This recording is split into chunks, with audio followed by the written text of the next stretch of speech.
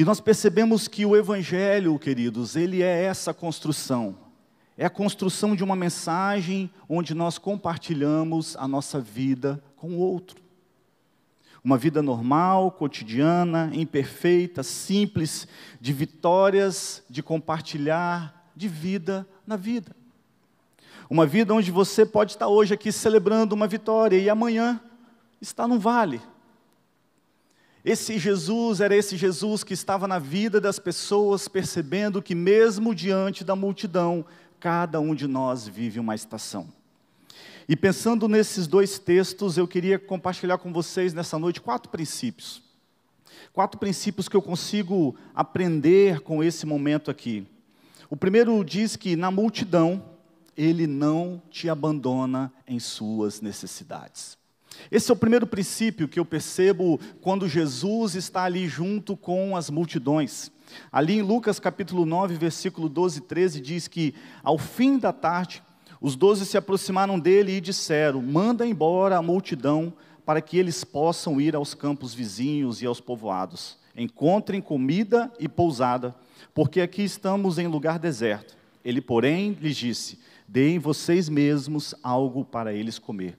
E eles disseram: temos apenas 5 pães e 2 peixes, a menos que compremos alimentos para essa multidão. Irmãos, eu queria trabalhar um pano de fundo com vocês. Jesus havia enviado aqueles homens e aquelas mulheres, e Ele os comissionou com autoridade e poder. E Ele disse: olha, eu estou enviando vocês com a mesma autoridade, com o mesmo poder que eu tenho. Vocês vão pelas cidades e os povoados, vocês vão entrar nas casas, vocês vão curar os enfermos, vocês vão expulsar os demônios, e depois vocês vão voltar para me contar o que aconteceu. Aqueles homens voltaram felizes, alegres, dizendo: Jesus, deu certo. Nós oramos pelas pessoas, elas foram curadas. Jesus, deu certo, nós oramos pelos enfermos, nós oramos pelas pessoas e os demônios saíram daquelas pessoas. E nesse contexto, Jesus se reuniu com eles. O que aconteceu, queridos? A multidão ficou sabendo.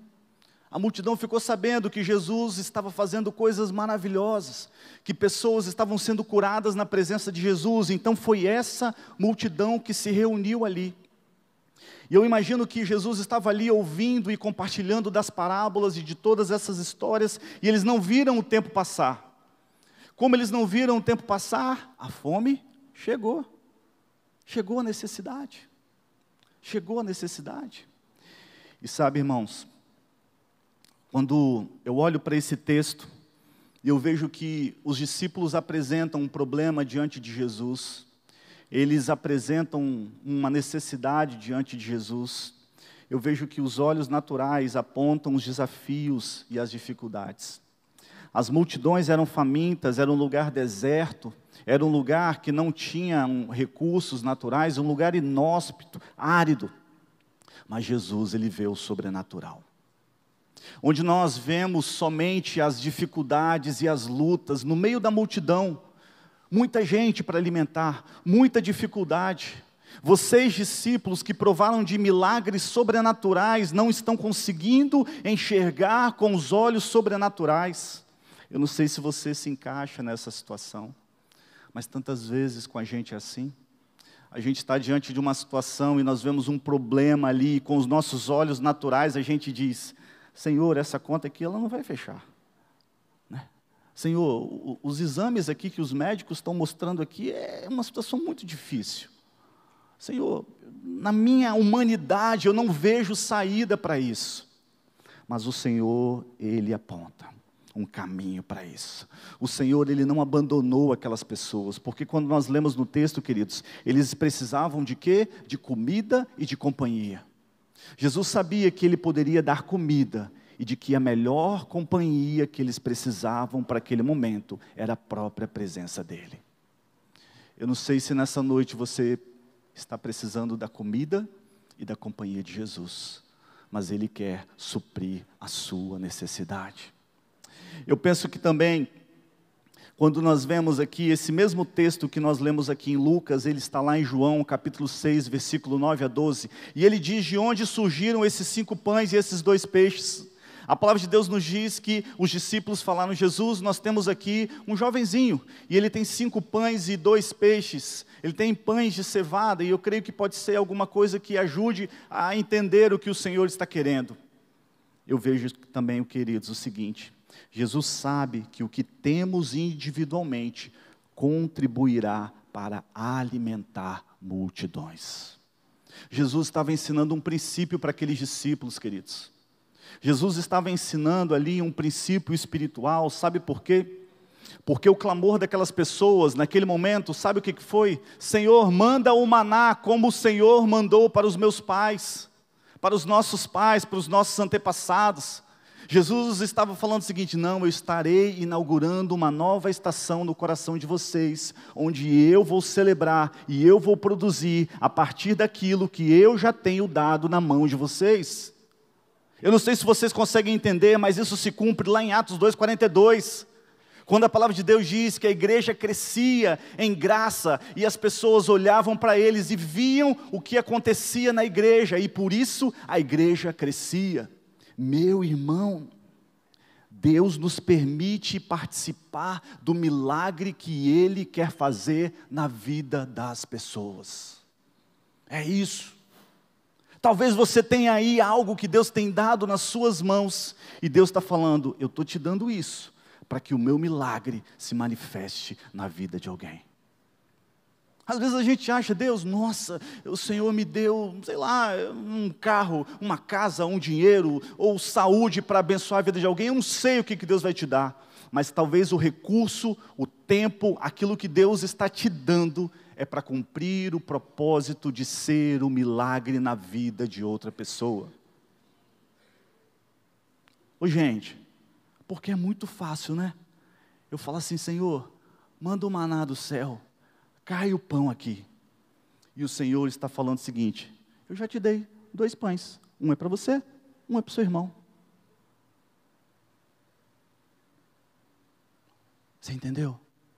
O Senhor estava inaugurando um novo tempo para aquelas pessoas, dizendo que eles participariam do milagre que Ele iria fazer. Multidões não assustaram Jesus. Quando você estiver diante de situações e possa se sentir assustado, saiba que aquele que cuida de você não se assusta diante das multidões e diante das suas necessidades. O segundo princípio que eu aprendo com Jesus aqui é de que na multidão Ele conhece a sua dor e Ele te cura. Olha só, queridos, na multidão o Senhor, Ele não nos olha num bolo, mas Ele olha nos nossos olhos e Ele conhece as nossas dores e Ele nos cura. Como nós lemos aqui no texto, em Lucas capítulo 9, versículo 37 a 42, diz o seguinte: no dia seguinte, quando desceram do monte, uma grande multidão veio ao encontro dele.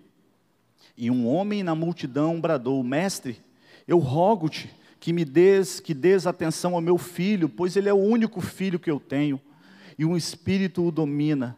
De repente ele grita, lança em convulsão e o faz espumar, quase nunca o abandona, e ele está destruindo. Roguei aos teus discípulos que os expulsassem, mas eles não conseguiram. Jesus respondeu: ó geração incrédula e perversa, até quando estarei com vocês e terei de suportá-los? Tragam aqui o seu filho. Quando o menino vinha vindo, o demônio lançou-o por terra em convulsão, mas Jesus o repreendeu o espírito imundo, curou o menino e entregou de volta ao seu pai. Uau! Queridos, isso me vem ali como aquela mulher do fluxo de sangue, que estava ali passando há 12 anos uma hemorragia que não passava. E a palavra de Deus diz que Jesus estava sendo pressionado por uma multidão, e a mulher tocou na orla de suas vestes, e a palavra de Deus nos diz que Jesus parou no meio da multidão, e viu a dor daquela mulher e disse: de mim saiu virtudes. Eu lembro de Jairo, um grande oficial que estava caminhando ali, e ele parou Jesus no meio da multidão, e ele falou: Senhor, vamos para minha casa, porque a minha filha já morre. E ele falou: Jairo, não tenha medo, tenha fé. Jesus está aqui para te chamar pelo nome, para apontar a sua dor, para declarar que sobre a sua vida terá cura e terá um milagre vindo da parte de Deus. É nesse Jesus que eu creio. Não um Jesus que nos olha assim e vê, olha, nós temos aqui 1.200 pessoas e é um bom público, eu vou fazer uma grande performance. Não, é um Jesus que olha e fala, Adson, eu conheço você, eu conheço você. Marcos e Alana, eu conheço vocês. Rogério, eu conheço você. Marcelo, eu conheço você. Denise, eu conheço você. Menezes, eu conheço você. Márcia, eu conheço a sua dor nessa semana. Esse é o Jesus que eu conheço, que nos olha na multidão, mas aponta para a nossa dor e nos chama para um lugar de cura e de restauração. Esse é o Jesus que eu creio. Esse é o Jesus que eu tenho vivido. Porque, queridos, a multidão seguia Jesus. A multidão, muitas vezes, pode ser um lugar onde nós tentamos nos esconder. Mesmo na multidão, Ele escuta o seu clamor. Mesmo no meio da multidão, Ele conhece o seu coração. E um texto que me vem muito ao coração quando eu penso, está lá em 1 Samuel, capítulo 16, versículo 7, quando o profeta é levantado por Deus para escolher o próximo rei. E todos olham a aparência, imaginando que a aparência seria aquilo que iria ser o parâmetro. Não, nós precisamos de um rei que ele possa usar uma grande armadura, que ele tenha muita beleza, muita formosura. E aí o Senhor responde para Samuel: o Senhor não vê como o homem vê. O homem vê a aparência, mas o Senhor vê o coração. E isso marca muito, meus queridos. Porque mesmo no meio de alguns irmãos, ou no meio de uma grande multidão, o Senhor vê sua aparência na multidão. A multidão de hoje pode ser um aglomerado de pessoas, mas a gente pode fazer de uma forma contemporânea e dizer que talvez a multidão seria aí as redes sociais. E talvez as redes sociais sejam uma forma tão fácil de se esconder, seja uma forma tão fácil da gente tentar colocar um filtro que não está expressando verdadeiramente aquilo que nós estamos vivendo. Mas eu quero te dizer nessa noite, Ele te vê na multidão, Ele vê o seu coração, Ele vê a sua dor, independente do quanto você tente se esconder, Ele está disponível para você. Esse é o meu Deus. Esse é o meu Deus. O terceiro princípio que eu aprendo, além de saber que Ele nos dá tudo aquilo que nós precisamos, Ele supre as nossas necessidades, de que Ele cura a nossa dor, eu vejo que multidões buscam apenas as bênçãos. E vira uma chave aqui no meu coração, queridos, porque quando nós lemos nesse texto, nós vemos que em João capítulo 1, versículo 2, diz que algum tempo depois Jesus partiu para outra margem do mar da Galileia, e grande multidão continuava a seguir Jesus, porque vira os sinais miraculosos que eles estavam fazendo. A multidão, irmãos, é um lugar que nós podemos ficar, mas não por muito tempo. Essa é uma noite em que Deus ele quer transicionar pessoas desse lugar de multidão para um lugar de intimidade. A multidão seguia Jesus por causa das suas obras, muitas vezes almejando aquilo que Ele poderia oferecer e não por quem Ele era. Depois das curas e milagres, era possível ver que as pessoas estavam adorando a Deus com muita força, porque eles receberam algo, mas não porque eles compreenderam verdadeiramente quem Deus era. Jesus nos fala aqui que eles eram caçadores de emoção, que aqueles que não conseguem compreender o verdadeiro significado dos milagres de Jesus. E eu oro para que você nessa noite não seja um caçador de emoções. Sabe por quê? Sabe quem é um caçador de emoções? É aquele que sempre está atrás de um movimento. Eu estou sempre na busca de algo para suprir as minhas emoções, o meu vazio, as minhas necessidades, mas não estou buscando um relacionamento com aquele que é a fonte de tudo. E nessa noite o Senhor, Ele quer, sabe por quê? Porque quando os benefícios acabam, as multidões vão embora. Era assim com Jesus. Acabou o pão? Vamos embora. Tem milagre? Estou aqui. Acabou o milagre? Vou procurar outro lugar que tem milagre. Quando não há mais nada que receber, ou não, as multidões aqui fugiram. Caiã, quando Jesus começou a pedir um compromisso. É mais ou menos aquele namoradinho, né? Sabe, está namorando ali na adolescência, daqui a pouco fala bem assim, já tem um tempo namorando aí, né? Vamos começar a pensar num casamento, né? No noivado. E o sujeito, ó, dá no pé. Compromisso? Não. Jesus, quando começa a apresentar o evangelho que envolve entrega, dedicação, devoção, muitos abandonam. Quando Ele nos chama para uma missão, muitos vão embora. Eles procuravam os benefícios do poder de Deus nas vidas deles, mas não na sua vida espiritual. A multidão não foi motivada pela fé, pelo arrependimento, pelo amor. Pelo contrário, eles seguiram o Senhor, porque eles viam os sinais e as bênçãos que Deus podia dar. E sabe, queridos, isso demonstra muito um caráter que não amadureceu. Por isso que Paulo, ele fala que algumas palavras, alguns segredos, ele não poderia compartilhar, porque nós éramos ainda imaturos, como bebês, tomando ainda leitinho. Porque quando nós lemos na palavra de Deus dizendo que os sinais seguirão aos que creem.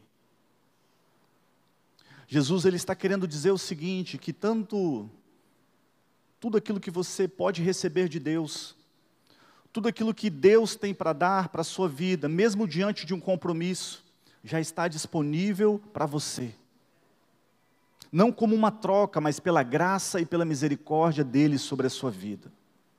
E de que o Espírito Santo de Deus que habita em você, é tudo aquilo que você precisa para a sua caminhada. É por isso que nós sabemos, os sinais seguirão aqueles que creem. E por último, discípulos buscam intimidade e fazer a vontade de Deus. Jesus, ele olha para a multidão, mas os dois textos, tanto o texto de Lucas quanto o texto de João, eles apontam para um final que muitos de nós já imaginávamos.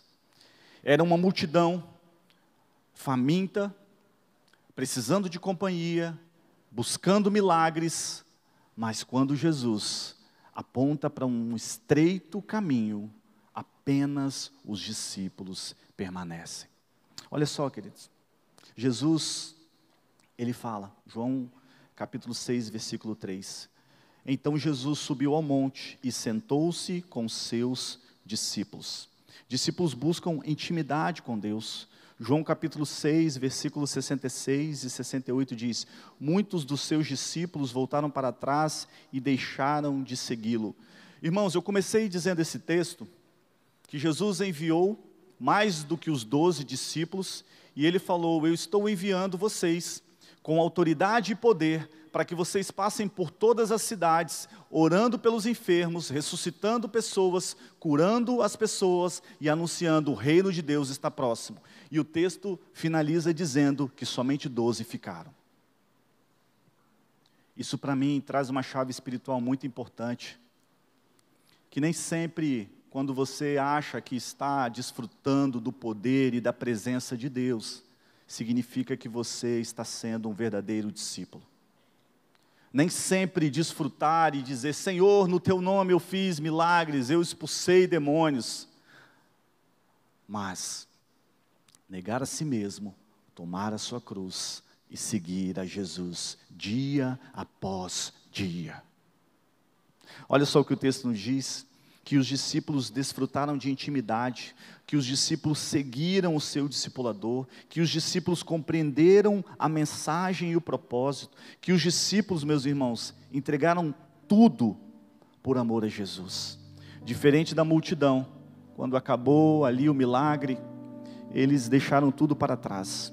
Ou seja, enquanto a multidão busca milagres, discípulos buscam Jesus. Enquanto a multidão está ali atrás de um milagre, e eu sinto muito te dizer que Essa noite pode ser uma noite em que você faça assim: uau, aconteceram muitos milagres, e domingo que vem eu estou aqui nessa igreja, porque essa igreja é muito poderosa, e tal. E aí domingo que vem o Espírito Santo de Deus vai agir conforme Ele quer, e isso vai poder te frustrar profundamente. E talvez você vai sair por aí correndo atrás de emoções, atrás de milagres.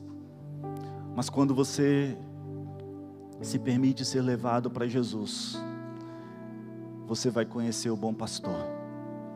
O bom pastor que vai cuidar de você em todos os momentos da sua vida.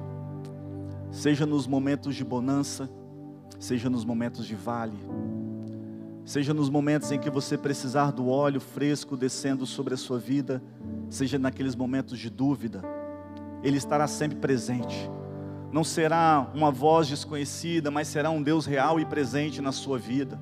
O convite de Jesus, desde o Gênesis até o Apocalipse, é para uma decisão e para um relacionamento individual, que todo homem e que toda mulher, um dia na sua vida, terá que dizer: Jesus é o Senhor, é o Salvador, é o centro da minha vida, Ele governa a minha vida, Ele é o centro de tudo o que tenho e de tudo aquilo que sou.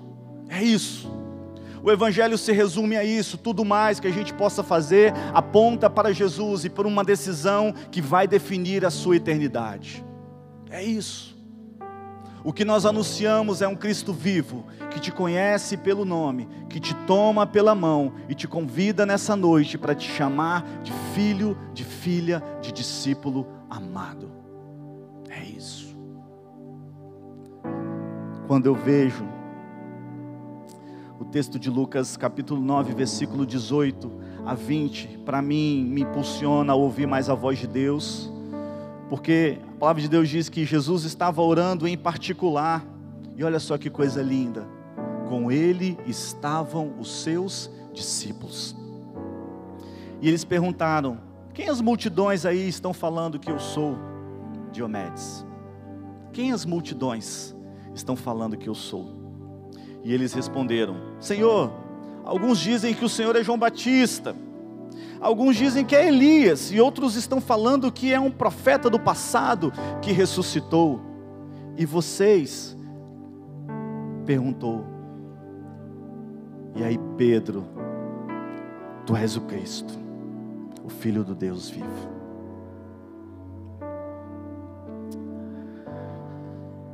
E Pedro, em João 6, 68, 69, ele continua a dizer: Senhor, para onde que nós iremos se só o Senhor tem as palavras de vida eterna? Na multidão, o Senhor, Ele te chama para um compromisso de tomar a tua cruz dia após dia, um compromisso de ser um seguidor de Jesus. Quando Jesus enviou os 12 para pregar o Evangelho, Jesus os advertiu sobre a hostilidade. E sabe, irmãos, talvez hoje tenha sido, a gente está talvez inaugurando uma das estações, e eu creio que isso cada vez mais vai piorar. Então se prepare, que em todos os ambientes onde você estiver, você vai ser desafiado sobre um posicionamento claro de quem você é. Não tem mais como ficar em cima do muro. Você vai ter que ser muito claro na escola do seu filho, sobre os seus posicionamentos, sobre os seus valores, no seu trabalho. Não tem negociação, não tem como ficar em cima do muro. Por isso que as pessoas falavam que dura é a sua palavra, Jesus. Dura é a sua palavra, Jesus. O Senhor fala duro com a gente. Mas Jesus falou o seguinte: eis que eu estou enviando vocês como ovelhas no meio dos lobos. Assim, ser astutos como as serpentes e simples como as pombas. Mas cuidado com os homens, porque eles vos entregarão aos tribunais e vos açoitarão nas suas sinagogas, e vocês ainda vão ser levados perante governadores e reis por minha causa, como um testemunho para eles e os gentios. Mas quando vos entregarem, preste atenção nisso, mas quando vos entregarem, não se preocupem sobre o que haveis de dizer, pois será dado naquela hora o que haveis de dizer, porque não sois vós que vos falais, mas é o Espírito Santo de Deus que fala por cada um de vocês. Meu Deus, se eu tenho medo de ser alguém que vai se posicionar diante daquilo que Cristo está me pedindo, eu estou negando o chamado que Ele me deu. Eu estou negando o chamado que Ele me deu para minha família, para minha casa, para os meus negócios, para tudo aquilo que Ele tem me chamado nessa noite. E nessa noite, Deus, Ele te chama. Desculpe gritar muito, porque quando eu compartilho de uma palavra tão poderosa como essa, e talvez você seja aquele primeiro que precise dessa mensagem nessa noite, quer abrir o seu coração para Jesus, eu não posso me negar e me furtar a dizer com tanto empenho que Deus ama você. Eu não posso, porque talvez seja a última oportunidade que eu vou encontrar você na vida, e o meu prazer vai ser te encontrar na eternidade, e a gente dizer, foi aquele dia que a minha vida mudou, foi naquele dia que eu abri meu coração, foi naquele dia que eu entendi que eu não quero mais ser um na multidão, mas eu quero ser um discípulo de Jesus. O meu primeiro convite para você, a minha palavra é de que Deus está vendo a sua necessidade, meu irmão, minha irmã. Eu olho para alguns irmãos e algumas irmãs aqui mais próximos da minha vida e da minha intimidade, do coração, que em breve vão estar testemunhando, que passaram desertos nas suas necessidades. E eu pude comemorar com alguns deles esses dias, falando assim, Deus, obrigado por aquilo que o Senhor transformou, pelo deserto que estava na minha vida. E talvez seja essa a sua realidade. Talvez você nessa noite precise de que o Senhor no meio da multidão veja a sua dor e cure a sua vida. Eu estou aqui para te dizer que Ele está aqui para isso. Ele está aqui para isso. E talvez nessa noite você quer sair da multidão, e você está falando, pastor, eu quero tomar um compromisso de ser um discípulo de Jesus. O passo para ser um discípulo de Jesus, irmãos, é negar a si mesmo, tomar a sua cruz e seguir a Jesus. Negar a si mesmo é confessar com seus lábios que você está abandonando tudo aquilo que você caminhou e falar, Senhor, eu quero viver uma vida de dependência do Senhor. Eu quero viver uma vida em que o Teu Espírito estará guiando a minha vida, todas as minhas decisões. Talvez você fale assim, pastor, eu já fiz essa oração, mas eu tenho sido um discípulo tão relapso, que nessa noite eu quero fazer um novo compromisso. Feche seus olhos, por gentileza.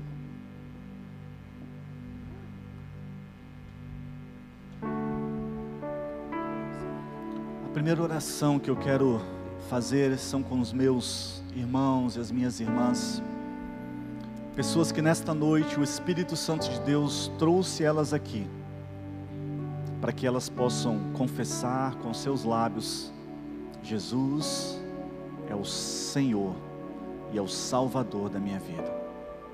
Eu vou fazer uma oração muito simples, eu gostaria de convidar que você orasse comigo, repetindo essas palavras. Senhor Jesus, eu nessa noite, eu entendi que eu estou na multidão,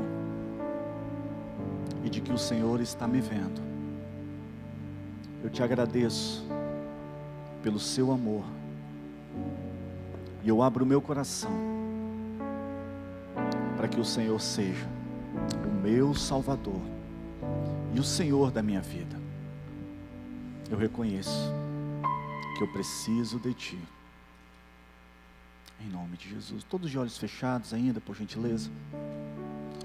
Se você nessa noite fez essa oração pela primeira vez, dizendo assim, Jesus, eu abro meu coração, e eu Te recebo como meu Salvador, e como Senhor da minha vida. Levante uma de suas mãos, eu quero te conhecer.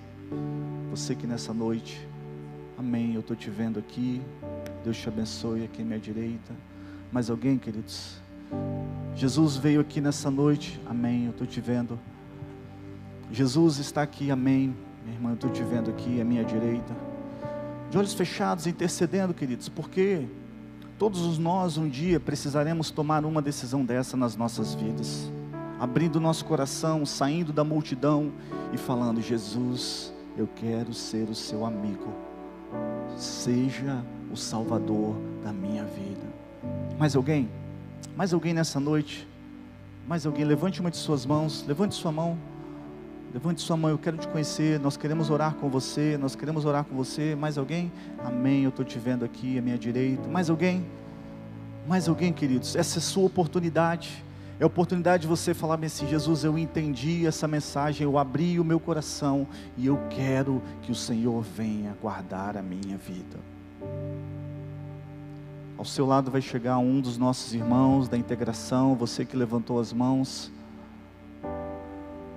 E eu quero fazer mais um apelo aqui, ainda de olhos fechados. Queridos,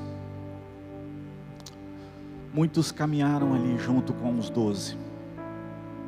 Mas quando Jesus trouxe a verdade do Evangelho, muitos acharam que era dura a palavra. E eu creio que essa é uma noite de nós reafirmarmos compromissos com Deus. Compromissos na nossa família, compromissos no nosso testemunho, compromissos com a nossa igreja, compromissos para discipular outras pessoas.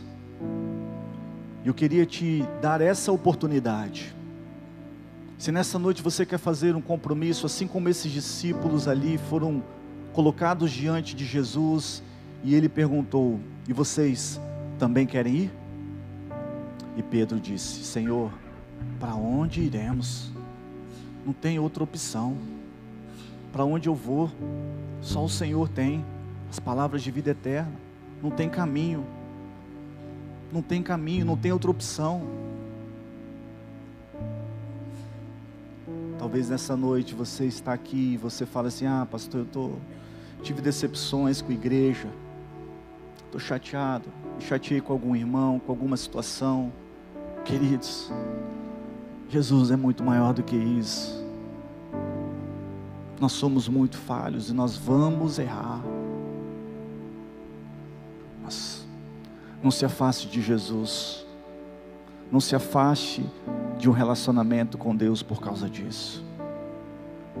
Se você nessa noite quer fazer esse compromisso, eu queria te convidar que você saísse do seu lugar e viesse aqui, e nós como igreja vamos renovar esse compromisso nosso com Deus, de sermos aqueles que vão ser os verdadeiros discípulos de Jesus, testemunhas de Jesus.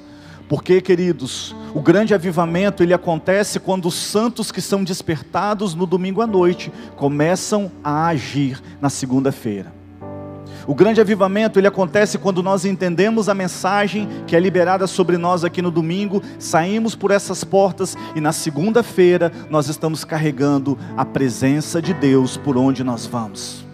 O chamado de Deus é para que pudéssemos ser equipados no domingo, para que na segunda, na terça, na quarta, na quinta, na sexta, no sábado, a gente possa invadir os lugares onde Deus está nos levando e dizendo: o reino de Deus chegou aqui neste lugar. O reino de Deus está aqui nessa escola. O reino de Deus está aqui nessa empresa. O reino de Deus está aqui neste lar, nessa casa. O reino de Deus chegou nesse relacionamento. O reino de Deus chegou aqui neste negócio. O reino de Deus, sabe por quê? Muitos vão perguntar: onde é que está o reino de Deus? Está num panfleto? Não. Está no link do vídeo do YouTube? Não. O reino de Deus está dentro de vós. Você carrega essa presença de Deus.